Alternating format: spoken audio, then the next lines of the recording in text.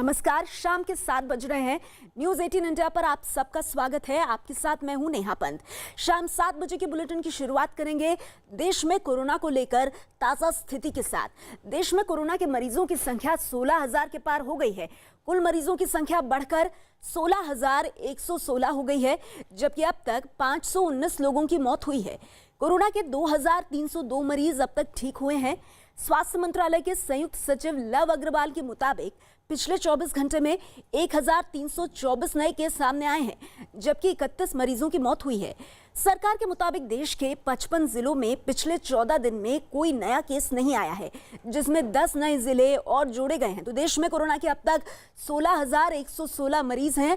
आज स्वास्थ्य मंत्रालय की तरफ से हुई प्रेस कॉन्फ्रेंस में बताया गया कि अब तक 2,302 मरीज ठीक हुए हैं। हालांकि 500 से अधिक मौतें भी हुई हैं। पिछले 24 घंटों की बात करें तो कोरोना के 1,324 नए मरीज जुड़े हैं इस आंकड़े में, और अब तक कोरोना के 16,116 मरीज हो गए हैं। कल से जो रियायतें होंगी ये भी साफ कर दिया गया स्वास्थ्य मंत्रालय की तरफ से कि जितने भी संवेदनशील इलाके हैं, हॉटस्पॉट्स हैं, वहां किसी तरह की कोई छूट नहीं होगी। सिर्फ उन इलाकों में जहां स्थानीय प्रशासन इस बात को सही समझेगा या जो इलाके सेफ जोन्स हैं, सिर्फ वहीं पर गतिविधि हो पाएगी। 3 मई तक किसी भी तरह के समारोह की भी कोई इजाजत नहीं दी गई है। कोरोना संकट के बीच प्रधानमंत्री नरेंद्र मोदी ने लोगों का हौसला बढ़ाया और दावा किया कि कोरोना संकट भी हमारे लिए एक अवसर लेकर आया है और कोरोना संकट के बाद भारत दुनिया में सप्लाई चेन का मजबूत केंद्र बनकर उभरेगा। पीएम ने लोगों से आरोग्य सेतु मोबाइल ऐप के इस्तेमाल और शांत रहने की अपील की।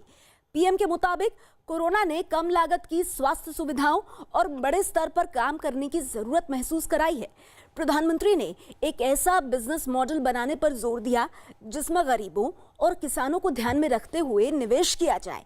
तो प्रधानमंत्री ने ये कहा कि कोरोना संकट एक अवसर की तरह हमारे सामने आया है और प्रधानमंत्री ने कहा कि नए वक्त में नए बदलावों की जरूरत है। पीएम ने यह भी कहा कि खुद नए बदलावों को वो अमल में ला रहे हैं। इसके साथ ही पीएम ने कहा, तो प्रधानमंत्री ने लोगों का हौसला बढ़ाया है और जब से कोरोना वायरस की ये त्रासदी, ये संकट देश में आया है, प्रधानमंत्री कई मौकों पर देश को संबोधित कर चुके हैं। इस बार भी प्रधानमंत्री ने कहा कि कोरोना संकट को एक अवसर की तरह देखें। हमारे साथ इस वक्त हमारे सहयोगी और पॉलिटिकल एडिटर अमिताभ सिन्हा जुड़ गए हैं। अमिताभ, प्रधानमंत्री की एक अपनी शैली है, एक अंदाज है जिसमें वो मुश्किल वक्त में भी लोगों को ढांढस बंधाते हैं और हिम्मत देते हैं, और प्रधानमंत्री ने इस बार भी वही काम किया जब अपने लेख के माध्यम से उन्होंने ये बात कही है कि कोरोना भी एक तरह से आपके लिए अवसर के तौर पर आया है और इसे उसी तरह देखें। बिल्कुल सीधा सा हिसाब है, क्योंकि पिछले 1 महीने में हमने देखा पूरे कार्यशैली में लोगों के बदनाम आया है। वर्क फ्रॉम होम शुरू हो गया है, सोशल डिस्टेंसिंग शुरू हो गई है, सड़कों पे भीड़ कम गई है। तो प्रधानमंत्री युवाओं को और लोगों को यही संदेश देना चाहते हैं कि अब आने वाले वक्त में मानवता को बचाने के लिए अगर इसी तरह की अगर कार्यशैली अपनाई जाए तो ज्यादा बेहतर होगा। और युवाओं से जुड़े भी और लिंक्डइन पे जुड़े हैं वो, जिस पर युवा प्रोफेशनल आजकल लगातार एक दूसरे से संपर्क में रहते हैं। तो ये प्रोफेशनली कैसे आगे बढ़ना है, इसके बारे में काफी बड़ा संदेश प्रधानमंत्री ने दिया है। तो तमाम लोगों को प्रधानमंत्री अलग अलग तरीके से अपने हिसाब से कन्विंस कर रहे हैं और ये संदेश देने की भी कोशिश कर रहे हैं कि बदलते वक्त के साथ बदलना जरूरी है, क्योंकि अगर ऐसी महामारी आती है तो इससे लड़ने के लिए सबको एकजुट होना। और अमिताभ, एक और बड़ी बात उन्होंने ये कही कि इस कोरोना महामारी के बाद भारत कहीं ना कहीं सप्लाई चेन का एक बहुत बड़ा केंद्र बनेगा। तो ये तमाम अहम बातें आज प्रधानमंत्री ने कही और खासतौर पर इसमें युवाओं को संबोधित किया। आगे बढ़ते हैं। केरल में 21 अप्रैल से कुछ इलाकों में राहत दी जा सकती है। ये ऐसे इलाके हैं जिनमें कोरोना के हालात को देखते हुए राहत देने का फैसला लिया जाएगा। ऐसे इलाकों में शाम 7 बजे तक रेस्टोरेंट में बैठकर खाना खाने की इजाजत मिलेगी। इसके साथ ही निजी गाड़ियां ऑड इवन नियमों के मुताबिक चलेंगी। हालांकि 3 मई तक कोई भी पब्लिक ट्रांसपोर्ट सेवा शुरू नहीं की जाएगी। तो केरल से बड़ी खबर आ रही है और इस बीच दिल्ली के सफदरजंग अस्पताल में एक मरीज ने नीचे कूदने की कोशिश की। मरीज वहां के वार्ड में भर्ती था और नीचे कूदने की धमकी देने लगा। इसके बाद दमकल विभाग को खबर की गई। दमकल कर्मियों के आने के बाद वो मरीज धमकी देने लगा कि उसे कोरोना है और अगर कोई उसके नजदीक आएगा तो वो अपना हाथ काट लेगा। हालांकि बाद में किसी तरह से दमकल विभाग के कर्मचारियों ने उसे तीसरी मंजिल से नीचे उतार लिया। तस्वीरें दिल्ली के सफदरजंग अस्पताल की आप देख रहे हैं। ये शख्स तीसरी मंजिल से कूदने की कोशिश में था और जिस वक्त पुलिस और प्रशासन यहाँ पहुंचा, इसने उनको भी चेताया, उनको भी चेतावनी दी कि इसको कोरोना है, इसके पास कोई आएगा तो वो हाथ काट लेगा। लेकिन बाद में उसे समझा बुझा करके दमकल विभाग के कर्मचारियों ने उसे तीसरी मंजिल से उतार दिया। गोवा के मुख्यमंत्री प्रमोद सावंत ने राज्य में एक भी कोरोना का नया मरीज न मिलने पर कोरोना से जंग में लगे डॉक्टर, पुलिसकर्मियों और जनता को बधाई दी है। प्रमोद सावंत के मुताबिक 3 अप्रैल के बाद से कोरोना का एक भी मरीज नहीं मिला है। हालांकि प्रमोद सावंत ने 3 मई तक पूरी तरह से लॉकडाउन का पालन करने की जनता से अपील की है। गोवा में 0 केसेस कोविड के आफ्टर द 3 अप्रैल एक भी पॉजिटिव केस नहीं मिली है और लास्ट पेशेंट जो था वो आज नेगेटिव आ गया है। मुझे अनाउंस करते वक्त कि गोवा में एक भी इस वक्त पॉजिटिव पेशेंट नहीं है, बहुत खुशी की बात है। मैं कॉन्ग्रेचुलेट करता हूँ हमारी पूरी कोविड हॉस्पिटल की टीम कि जिन्होंने इसका बहुत बड़ा काम किया। कोरोना से सबसे ज्यादा प्रभावित मुंबई में बीजेपी ने गरीब और जरूरतमंदों को खाना पहुंचाने के लिए कॉल सेंटर बनाया है। इस सेंटर में उन लोगों की पहचान की जाती है जिन्हें खाने और ज़रूरत के दूसरे सामान चाहिए होते हैं और फिर उनके पास खाना और सामान पहुंचाया जाता है। लॉकडाउन 2 को सफल बनाने के लिए और माइग्रेंट मजदूरों तक खाना या खाद्य सामग्री पहुंचाने के लिए बीजेपी ने कॉल सेंटर शुरू किया है। यहां पर तस्वीर आप देखिए, यहां पर कॉल सेंटर में बैठे व्यक्ति दिन भर फोन करके ये पता लगाते हैं कि जरूरतमंदों तक, जिन्होंने हेल्पलाइन के जरिए यहां पर फोन किया है, उन तक खाद्य सामग्री या फूड पैकेट्स पहुंचे हैं या नहीं पहुंचे हैं, और बाकायदा इसको मेंटेन किया जाता है और आधार के जरिए और तमाम सारे दूसरी चीज़ों के जरिए मेंटेन किया जाता है ताकि आइडेंटिफाई किया जा सके कि सही व्यक्ति तक सारी चीज़ें पहुंची हैं या नहीं पहुंची है। इसके लिए बाकायदा यहाँ पे कॉल सेंटर के जरिए सारी चीज़ें मेंटेन होती हैं। दिल्ली का तुगलकाबाद एक्सटेंशन तीसरा सबसे बड़ा हॉटस्पॉट बन गया है। यहाँ कोरोना से 38 लोग पॉजिटिव पाए गए हैं। तुगलकाबाद में पहले 3 लोग कोरोना पॉजिटिव थे, जिनमें एक किराना दुकान में काम करता था।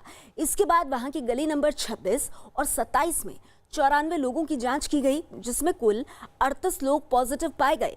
इसके बाद गली नंबर 26 और 27 को सील कर दिया गया है। तो तुगलकाबाद तीसरा बड़ा हॉटस्पॉट बनकर उभरा है।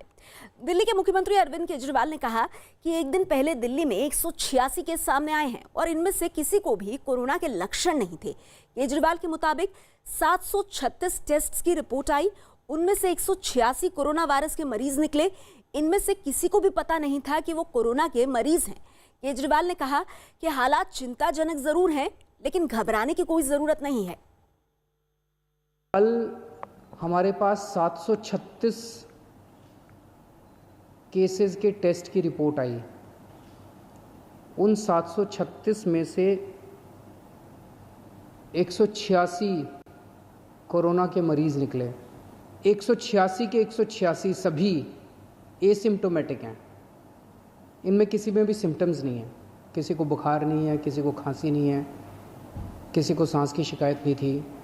उनको पता ही नहीं था कि उनको कोरोना है, उनको पता ही नहीं था कि वो कोरोना लेके घूम रहे हैं इधर उधर।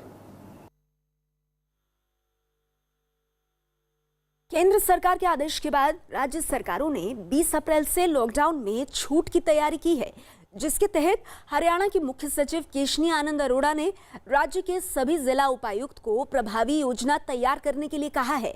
इसके तहत 20 अप्रैल के बाद सभी सरकारी दफ्तर खोले जाएंगे, जिनमें ग्रुप ए और बी के सभी अफसरों को बुलाने के साथ ग्रुप सी और डी के 30% कर्मचारियों को रोस्टर सिस्टम के तहत बुलाया जाएगा। लेकिन इस बीच धारा 144 लागू रहेगी। बैंक, कुरियर, पोस्ट ऑफिस और इंश्योरेंस सेक्टर खुले रहेंगे। कृषि और उससे जुड़े उद्योग और कृषि यंत्रों की मरम्मत करने वाली दुकानें खुली रहेंगी। ढाबा, सामान्य सेवा केंद्र, मछली पालन, सिंचाई, खनन और निजी अस्पतालों में ओपीडी का काम शुरू किया जाएगा। उद्योगों और उससे जुड़े ट्रांसपोर्ट के लिए ई पास सिस्टम बनाने के निर्देश दिए गए हैं। ई पास केवल उद्योगों से जुड़े लोगों के काम पर जाने और लौटने के लिए जारी किया जाएगा, जबकि सिर्फ एनजीटी की तरफ से हरी झंडी पाने वाले ईंट भट्टों को ही खोला जाएगा। School, college, gym, salon, spa, mall और रेस्टोरेंट सब बंद रहेंगे और हॉटस्पॉट वाले इलाकों में इमरजेंसी सेवाओं को छोड़कर दूसरी सेवाओं की अनुमति नहीं होगी। कोरोना की जांच के लिए सेंट्रल डिस्ट्रिक्ट प्रशासन ने मोबाइल टेस्टिंग वैन की शुरुआत की है।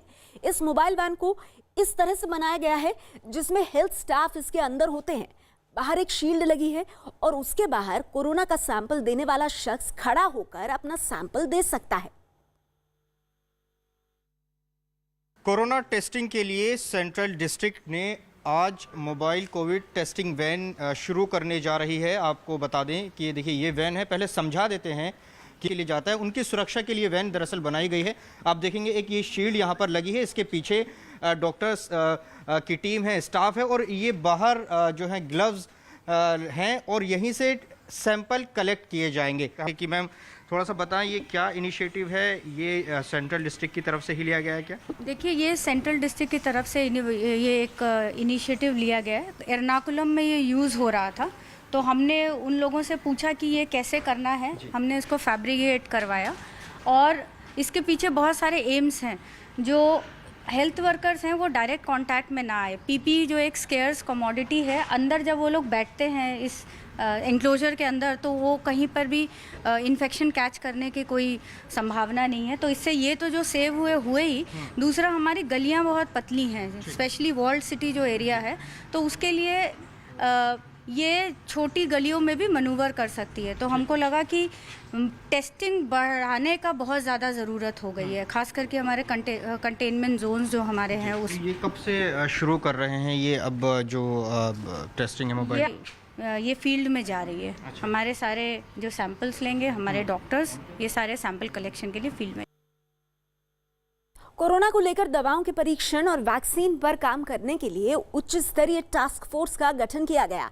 टास्क फोर्स में नीति आयोग के सदस्य, प्रधानमंत्री के मुख्य वैज्ञानिक सलाहकार के अलावा Ayush, ICMR, science and technology विभाग समेत कई विभागों के सदस्य शामिल होंगे। ये टास्क फोर्स वैक्सीन बनाने से जुड़े मंत्रालयों के कामकाज को लेकर बेहतर तालमेल बनाने का काम करेगी। टास्क फोर्स के जरिए सरकार राष्ट्रीय और अंतर्राष्ट्रीय स्तर पर वैक्सीन बनाने की कोशिशों पर निगरानी कर सकेगी। लॉकडाउन की वजह से घर में ही रह रहे सलमान खान घर से ही काम कर रहे हैं। सलमान खान ने लोगों को कोरोना से बचने और जागरूक करने के लिए गाना बनाया है, जिसके बोल सलमान ने ही लिखे हैं और गाना भी सलमान खान ने ही गाया है। सलमान खान अपना ये गाना कल रिलीज करेंगे, लेकिन इससे पहले उन्होंने गाने का टीजर सोशल मीडिया पर जारी कर दिया है।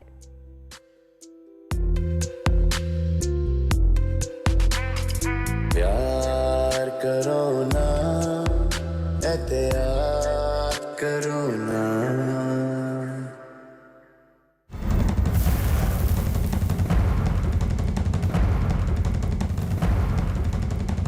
और एक बेहद अहम खबर इस वक्त आ रही है। उत्तर प्रदेश सरकार ने बेहद अहम फैसला किया है। 56 जिलों में केंद्र सरकार की गाइडलाइंस के मुताबिक कल से कुछ रियायत दी जाएगी, लेकिन 19 जिलों में फैसला डीएम पर छोड़ा गया है। वो अपने जिले के हालात को देखते हुए इस पर फैसला करेंगे कि क्या वहां रियायत देनी है और किस तरह के हालात उनके जिले में हैं। और ये बेहद अहम ऐसा फैसला है जिस पर अब केंद्र सरकार की गाइडलाइन के मुताबिक ही अमल किया जाएगा।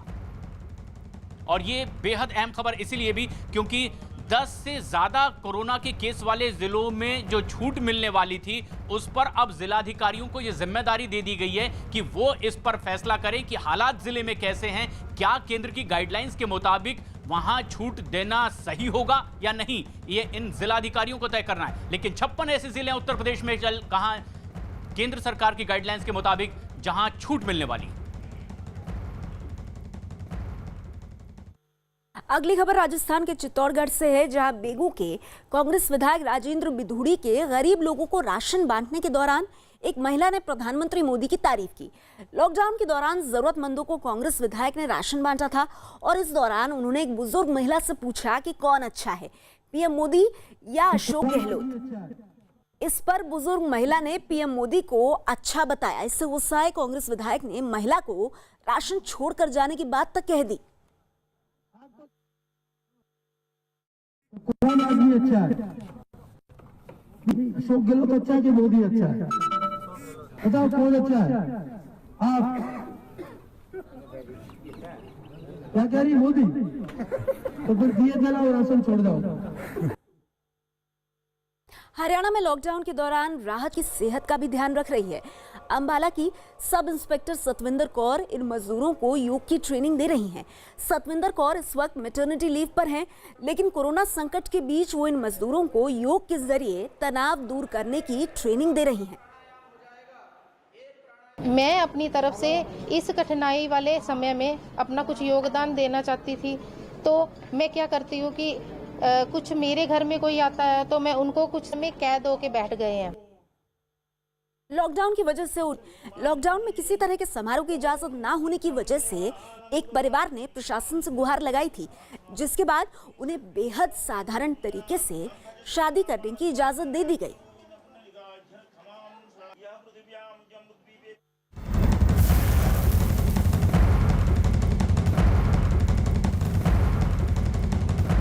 और एक बेहद अहम खबर इस वक्त की, मौलाना साद कोऑपरेट नहीं कर रहा है और पुलिस चाहती है कि दिल्ली के अस्पताल में जाकर वो अपना कोरोना टेस्ट करवाए, लेकिन वो ऐसा नहीं करवा रहा है और इसके बाद ही उसे समन भी जारी किया जाएगा। और इस पूरे मामले में वो किसी भी तरह का कोऑपरेशन पुलिस से नहीं कर रहा है। आनंद तिवारी हमारे सहयोगी इस वक्त हमसे सीधे जुड़ रहे हैं। आनंद, पुलिस के सूत्रों से क्या और जानकारी मिल रही है मौलाना साद के बारे में?